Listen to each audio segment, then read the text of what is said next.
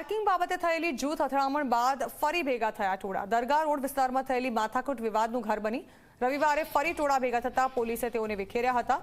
ચારપુલ અને technical high school વિસ્તારમાં ભેગા થયા હતા લોકો। શહેરની શાંતિ ડહોળવાનો પ્રયાસ થતા પોલીસ કાફલો ખડકી દેવાયો છે। જિલ્લા પોલીસ વડાએ લોકોને શાંતિ જાળવવા માટે અપીલ કરી છે। નવસારી ટાઉન પોલીસે બંને જૂથના 200 થી 300 લોકો સામે ગુનો નોંધ્યો છે। મહત્વનું છે કે અગાઉ પાર્કિંગ બાબતે થયેલી માથાકૂટ બાદની અથડામણ મામલે 7 લોકો સામે ફરિયાદ નોંધાઈ છે, જેમાંથી 4 લોકોની ધરપકડ કરવામાં આવી છે, જ્યારે કે 3 હજુ પણ ફરાર છે।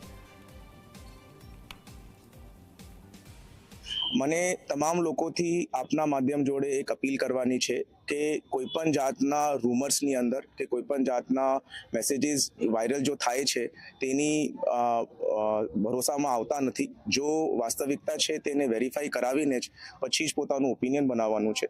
આ જગ્યા ઉપર અત્યારે હાલ પૂરેપૂરી શાંતિ છે અને પોલીસ અહીંયા અત્યારે તકેદારી બંદોબસ્ત ભાગરૂપે પણ હાજર છે।